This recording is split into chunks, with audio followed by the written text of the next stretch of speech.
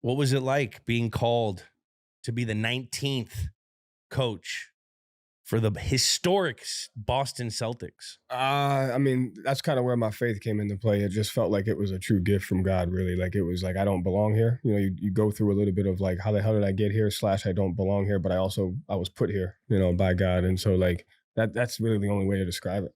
Yeah. Can you describe to people, our viewers that are from different cities, how the Celtics are different than any other NBA franchise? I think it starts with the history. You know, it starts with the tradition. It starts with some of the greatest players to have ever played the game.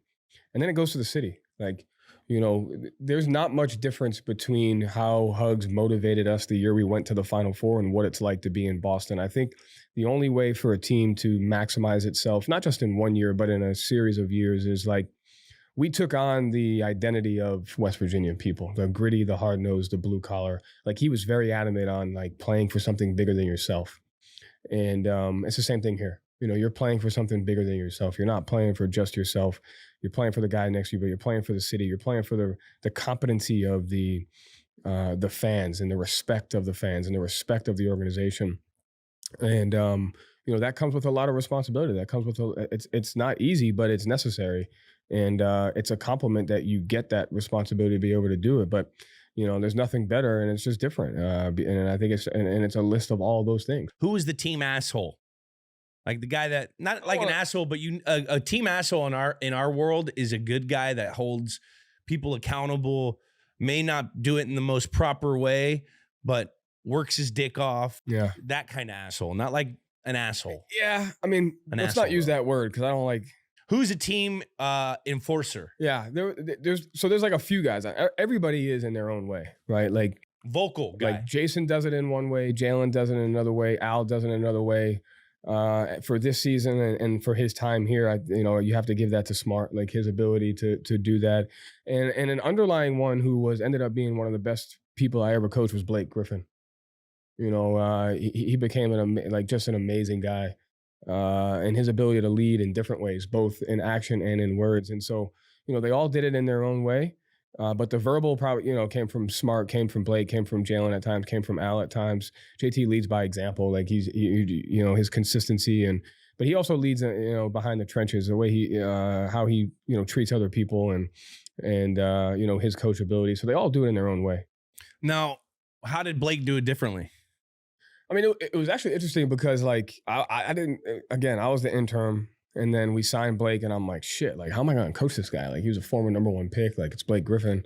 And, you know, his humility, like, he came in, and our relationship changed. And it, you know, motivated me when he came to me. He was like, hey, how can I get better? And for a guy of his stature and where he's been, to have the foresight to be like, hey, I want to get better. Like, how can I, you know, that was huge, right? And you know, every time he talked and decisions that he made weren't about him. They were about, you know, winning. Yeah. Now, you talk about Jason Tatum and how he treats people. That's probably a huge component of why he is who he is. What else makes him great? Yeah. I mean, I think you live in that space of like greatness is viewed as differently. And I think another thing, when you play for the Celtics and you have a great team and you have multiple guys, you have to take on everybody's greatness. And you have to allow space in order for greatness to kind of be exemplified in different ways, right? And you know, like Al does it in a certain way, Jalen does it in Jalen does it in his way and his approach and his fierceness and his warrior mentality. Jason does it in his consistency and you know, his ability to just want to be coached all the time and want to be held accountable, which they all do that, right? But like, you know, so I think that's how he does it. And, you know, Al does it in his, you know, the second guy that I was like, man, like, I think the hardest part about coaching that first year was when we didn't win, and I was like, man, I let Al down. Beyond all the other guys, like when you coach a guy, you know, who knows he's got a few years, whether it's 3, 4, 5 left, you take on like as we were talking about earlier, you take on the journey of each of your guys, right? And you take on the good and the tough stuff.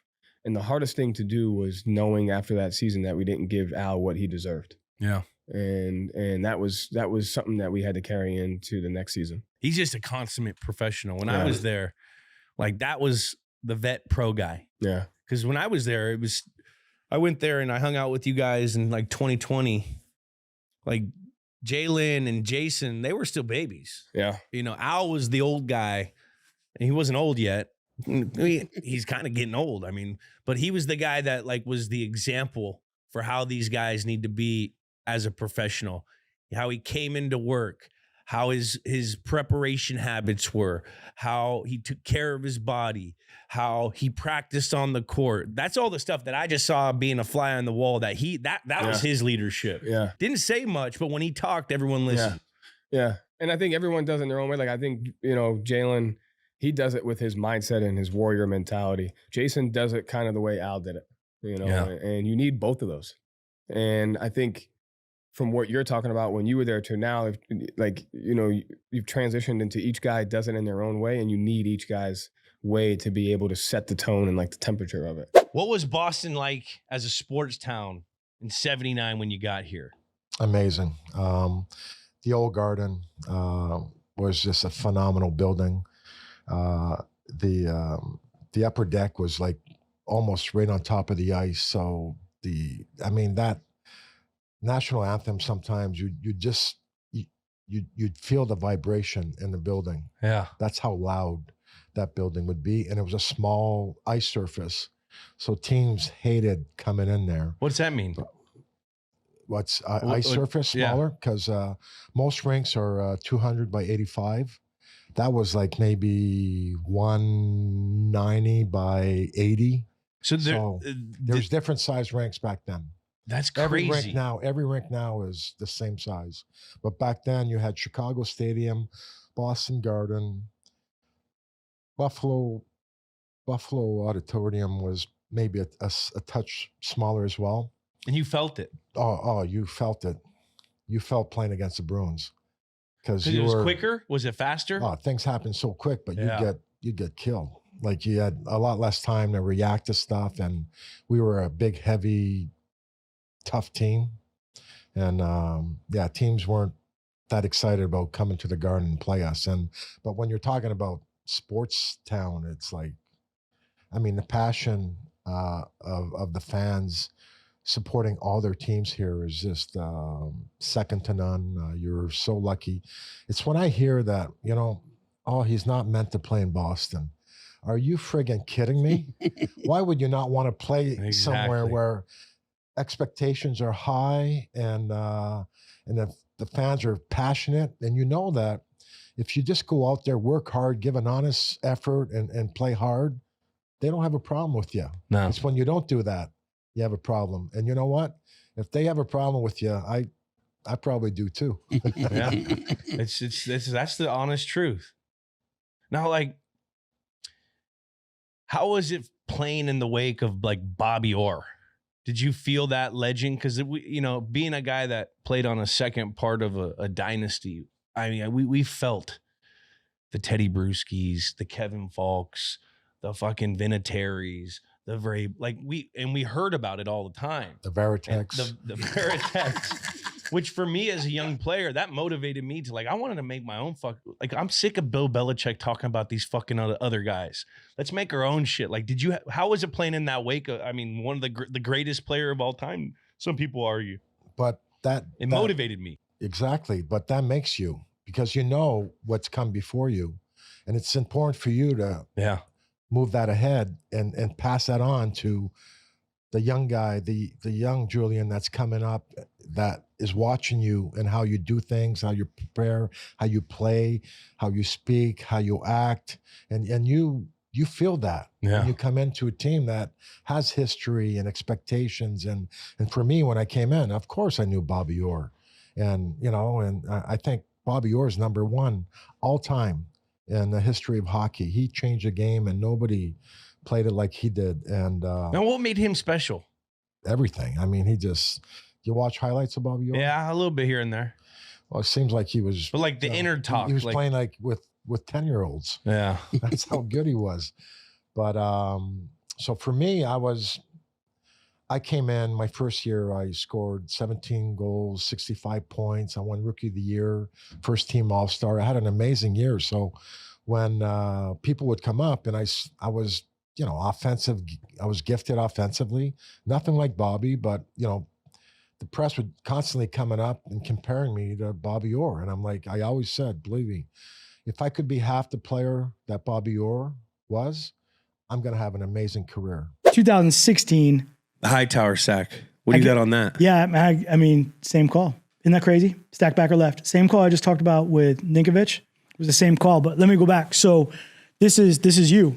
So obviously, we're in a lot of 5 down. We're playing, really good offense. It's coming at us fast. We're struggling on defense, right? Yeah, this is one of the highest scoring offenses in the history of the league. At the time. Offensive MVP, best coordinator with Shanny, coordinator of the year. Everything. Yeah, lost. Okay. So coordinator of the year, best off, all that stuff, right? So off first half isn't going good. I'm trying to make adjustments. It's long. And then this is another one of those weird things, right? So the night before the game, we got extra time. So I'm like, hey, let's watch this game. Let's watch this game. Let's watch this game. So I had watched the Chargers game and I was like, I need to show this game. So it was the night before the game. I sat down with the defense and I said, listen, I go, this offense can score points. I go, but if we just play the game all the way out, I go, we'll be okay. I said, look at this game. So the Chargers in that year got down early. They got down big. But as you watch the game. To Atlanta. As you watch the game, they just started chipping away. Second half, chipping away. And then they scored. And then they stopped them. And then they turned the ball over. And it got all the way down to the end of the game. And the Chargers actually kicked a field goal and won the game. Yeah. They came back from it. It was a big deficit. It was good, kind of like, I was like, I'm going to show this game. So I remember, before the first half ended, I was like, all right, we got to go in this locker room. We got to remind everybody, like, we're okay here. There's another half of this game. And we just saw on tape how they, there's a window here. So we go in the locker room. First thing, we do, because the halftime's longer. I'm like, all right, everybody do what you got to do. I take a couple seconds. And I just got the defense. I said, listen, here's what we're going to do.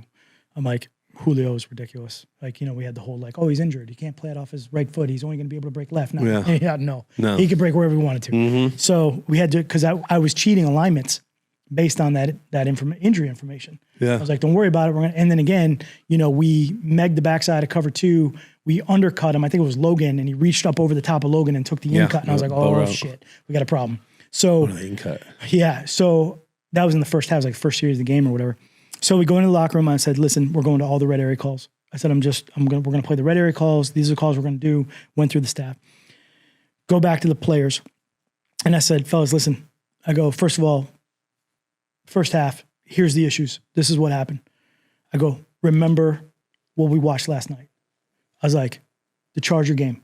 I'm like, we're going to come back and win this thing. I'm like, we are going to be fine. Like, we just go play every single down. We put ourselves in a hole, but we got to play every single snap. These are the calls we're going to make. I go, you got to believe right now because we're going to do this. Yeah. And what was happening was Duran was on the bike. You remember this? No. Duran was on the bike and he was trying to stay warm. And so I let the players, I get done with my meeting and the players going to the coaches, and Duran starts chirping. He starts chirping. He's like, we got it. Like and I was like, you could feel the energy and you could feel the belief. And then all of a sudden you come in and you're like, we got to go. And you start chirping with Duran, and you guys are chirping back and forth and the energy's building. And I remember walking out, I was like, holy fuck, we're going to win this game.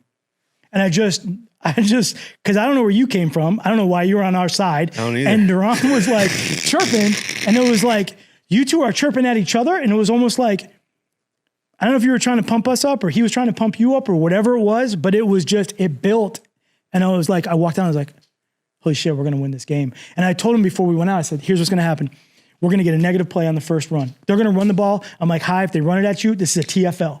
I'm like, the first third down, they're not going to throw. We're going to double over here. It's coming backside. It'll be 3-by-1. You got to make the play. It was Eric made the play on the backside. So the very first series, they had the ball, TFL on the first play. They run it to high. Third down, they throw it to Eric. It was like third and long because we had put him in long yard situation. We break it up, they come inside, and I go, here we go. It's going to happen. So we go through the game, and what happened was the series, they're going left to right. So they're going that way in the end zone. Second down run, Coleman is in the game. Coleman was the third down back. Yeah. Freeman was the early down back. So Coleman comes in, hands it off, and I look, and he's on the ground, and he's injured. Screwed up his ankle. And I remember watching, I was like, it's third down. Coleman's out. And I clicked on it. I said, hey, hi. I said, hi. Listen, I said, Coleman's out. Freeman's in. I go, we're going stack back or left. I go, don't show it. I go, walk late. I go, he'll never see you. I go get the ball, scoop. We got to score, bro.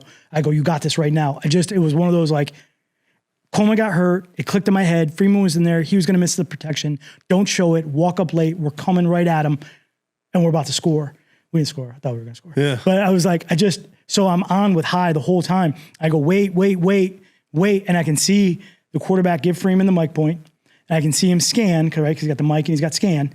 And he sees High inside.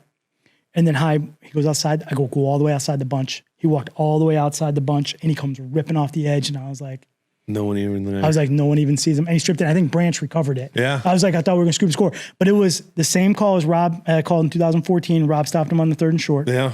And it was just one of those things where it was like, it just clicked in my head. It was like, Freeman's out. You know, they're going to screw up the 3rd down protection. Let's go get him. So that was the turnover, which really then, you know, now we're feeling it. Then we had the Trey Flowers sack. So then later in the game, now they're driving. They throw, Julio's right there. I was with Julio last year. He's like the best, right? Yeah. And I was like, bro, how far out of bounds did you reach? The little ball is literally 10 yards out of bounds. It's ridiculous, right? Yeah. I'm in the coach's, it's past me, and he catches this thing. And everyone's on the headset. It's like, he's out. I'm like literally looking at his feet. I'm like, he's not out. I'm like, he just caught it. Yeah. So now they're in field goal range. And I was like, oh my God. So I'm like, hey, Dev, we got a blitz. So blitz Dev, get the TFL. And so now it's 2nd and long. So everyone's like, they're going to run it again. They're going to run it again. And some of my head was like, they're not going to run it. They're going to throw. And I'm arguing on the headsets with Bill. And he's like, they're going to run it. I'm like, they're not going to run it.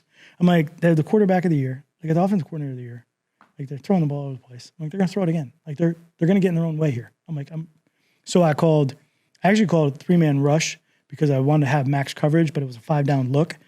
But as they lined up, I look, and now I got Jabal, who's great. Sheared. He's on the outside. But now I'm like, oh shit, it's the wheel route. I'm like, uh-oh. I'm like, I'm freaking out because I'm like, this is about to be a touchdown. Yeah. And so sure enough, I think it was Freeman, he releases. I see Jabal, he's peeling on the wheel. I was like, oh my, like, here we go. And Trey, just because I put him on the nose because of his quickness and his length, and I knew that they would struggle. Alex Mack was hurt. Yeah, he had the ankle, and I knew he was going to struggle with the redirect, and Trey's arms were so long, he could get into you, and he was skinny, and he just skinnied through, and he gets in, and he sacks him, and I was like, he saved my life, right? So then what happens is on that play, was it that one or the next one, Hightower, he's on, I think it was long, on the other side. And Hightower gets held, totally buried. And they didn't call it. And I see High talking to the official, and I was like, they're going to call holding. I was like, so it's 3rd down. So I'm like, hey, High, go again. So he rushes again, flag comes out. I was like, pushing him back and forth. I'm like, I don't know how the hell, like it just, like you just see that stuff. So then, you know, again, the whole thing was they weren't in control of the game. We were controlling the game. We were running, we were stopping the run now, and now we got to cover a kick. And those guys made it unbelievable. They pin them deep late in the game. And I remember clicking on, we stopped them on first time. I remember clicking on to Bill, and I go, hey, we're about to win the Super Bowl, and the craziest rule that no one's ever seen before. I'm like, be ready for a free kick.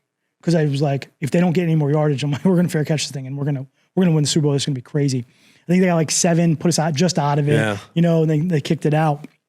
And then I was thinking walk off because I went down to return the punt. Yeah, and I was sitting there like, all right, man, if I fucking walk this off, man, I'm gonna have the. But if fucking, they did, it's gonna be the best. It's gonna be unbelievable. So then, you know, we go to overtime. We tried some other shit. Yeah. Remember we tried the Gamecock, bro. I mean, he blew his hamstring out. It was like, that was so bad. Gamecock was like the annexation of Puerto Rico play for us, where the guy like a fumblerooski, give it to this guy. Fake kneel, hand it over, and fucking That was a crazy game. That was great. So then we win. Yeah, it's bananas. So we go through all the thing. I get on the bus, right? So I get on the bus. Tommy's in the back. It's Josh, Laura, myself, Raina, Bill. Tommy's in the back. And I'm literally like, did we win? Like, I don't even know what happened. And Josh is looking at me and goes, hey, bro, he goes, I didn't see any of the defense. I go, I didn't see one play of the offense. It was because every series was like, this has to go right, then this has to. So your catch, I didn't see that till the next day. Yeah. I was like, I didn't see any of that happen during the game. And Josh was like, what happened to you? And I'm like, bro, we got the stack back our left call. He's like, you should see this catch Julian made. And then we ran this. And Josh and I are trying to fill each other in because I'm like, I don't even know if we won. And Bill turns around and he's like, hey, look, he goes, listen, he goes, we got to play these guys next year. It's probably going to be like the first game of the year. They'll probably do that. When we get back, let's make sure we write down like what was good. I'm like, I don't even know if we won, Bill. I'm like, we literally on the bus. I'm like, what are you talking about right now? I'm like, no days off, Matty P. I was like, holy crap. We're Josh on to 2017. Josh and I just looked at each other and started laughing. I was like, what are you talking about? I don't even know if we won the game. I was at game 3 in New York. Matt and I, actually, we were there. We're sitting on third base line. Only people in Yankee Stadium. This is 2004. We are down that game. We lost that game. So we're down 3, right? Yes. Am I getting it right? Yeah. And A-Rod is there at third. And I don't think I've ever had this happen. I've been to a million baseball games, dude, and been loud. And I've never had the players acknowledge me. And dude, we were there, the only people, I think, wearing a Red Sox hat. Ballsy move, by the way, in Yankee Stadium.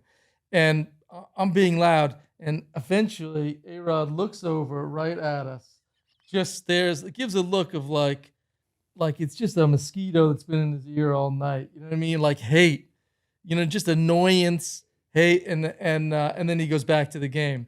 It's one of my proudest moments as a fan. And then we lose that game. That's the last game of the curse.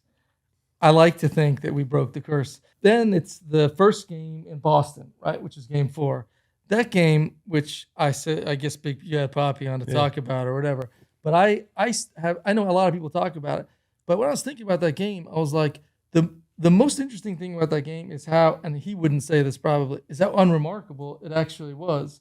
It was like no historically good performance on the mound or at the plate. It was like their guys were slumping. Veritek was kind of everyone stayed kind of slumping. Who was it second? He had a few like Petey. Yeah. It was Pedroia. No, it wasn't. No. It's Pokey Reese back then. No, it wasn't. It wasn't. It was a couple like infield errors.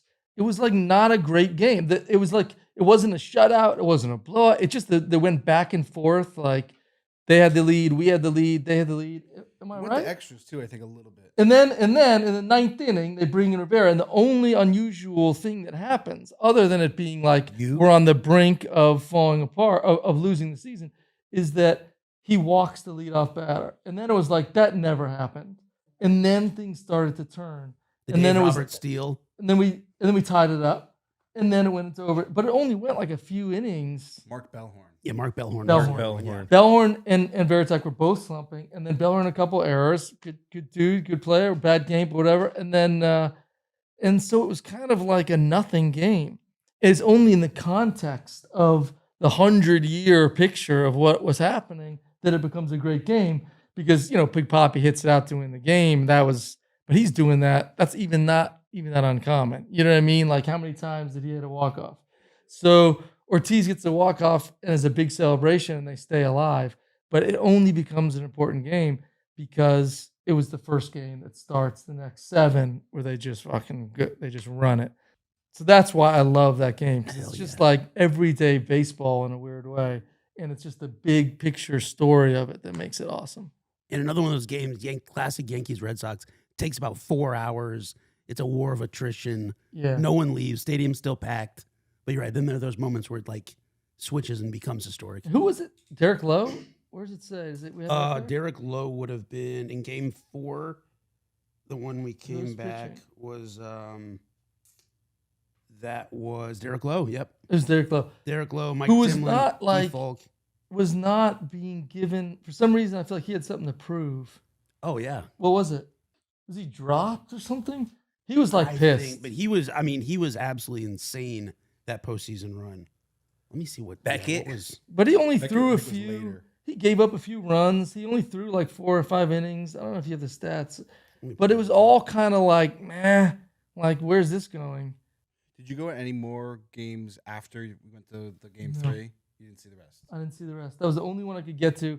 And I had a brand new baby. My son was born May 31st, 2004. So I remember we were in this tiny apartment in New York when they won. I'm watching it on TV.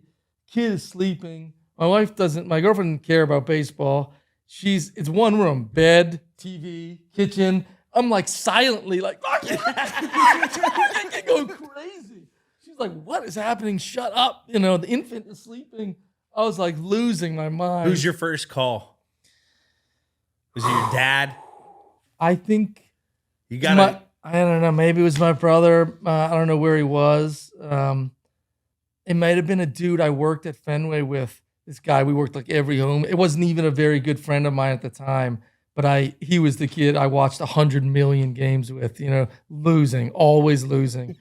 Oakland A's coming in. Only home runs we ever caught when I was there was the other team. They'd come over the monster, you'd go like get the ball. That's why we call it the Seattle Six, remember? And then now every team runs it. That cover 6 that they run, that 3 deep. Hate that coverage. I hate that coverage. Hate that coverage. We run the stupid same play every time. The crosser, the under, and the, you know what I mean? And then every time I go deep, I'm covered because it's 3 deep every time. Yeah. With the 2 corners and the safety. The worst coverage ever. I would just run up and down the field, dude, and never get a pass. You gotta like pick it apart. It takes a lot of, because they were so good at staying tight as a defense together. Everyone worked together. Everyone was on a string. So as soon as the ball snapped and they saw it was passed, this guy was flying here, he was flying there, and so they would get to their lane, their zones very good.